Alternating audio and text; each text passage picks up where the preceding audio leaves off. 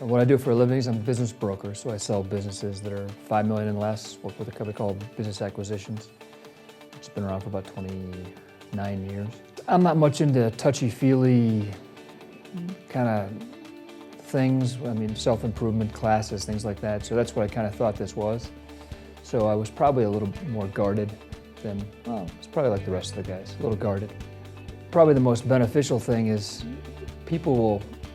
everybody takes a turn saying something that you just say, I can't believe they just said that, or I can't believe they just admitted that.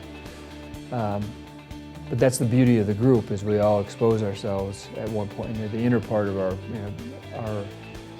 our souls in some respects. You can go through life giving an image of who you are and what you stand for, and for the most part be believed. But everybody's got stuff going on in their head. So that probably was the biggest thing, is you were really going to have to open up. Well, she's sincere for sure. She's all in.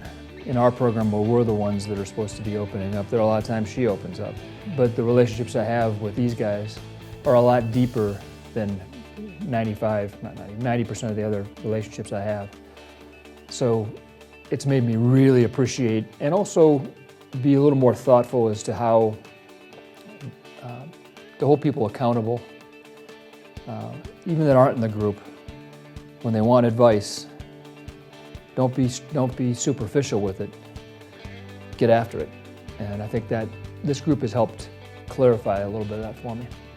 You're holding yourself more accountable on a monthly basis. That in our conversations of the group, you're holding yourself more accountable. And then that translates, and you're holding the people that are in the group, the 12 people in the group, you're holding them accountable. And then that kind of translates out into the real world, where you're holding other people accountable, that this is what you said you were going to do, or this is what you said you wanted to accomplish, then why are you doing all these other things that don't help you accomplish that goal? And before, I may have just kind of glossed over that. Now there's a good chance that I may tell them, you know what, you're glossing over it, just in a short amount of time, and that people have made some really big strides.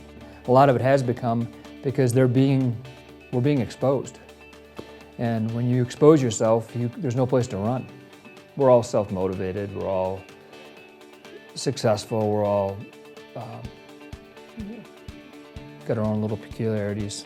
She drowns out that noise and says, no, that's not where we just stay on task.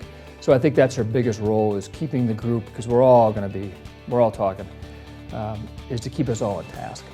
She uses a process that we start pulling a string out, and you may say something, and then in the group, will continue to pull on that string. And as you pull on that string, it gets a little more uncomfortable. And I think that's the beauty of the group, the beauty of what Leslie has done for us, is that string, continuing to ferret it out, then exposes you. You got nowhere else to go again. By pulling on that string, it gets those things out. Whether they're good, bad, unproductive, productive, we get to expose it and either appreciate it or get rid of it. That's where the great things happen, is out there on the edge. It's actually not as scary as you thought, and that you're not alone. Because at the end of the day, I think a lot of us feel like we're alone in self-doubt, self-loathing, whatever you want to call it. We all feel like we're out there alone. And the reality is, there are a whole bunch of people on that ledge.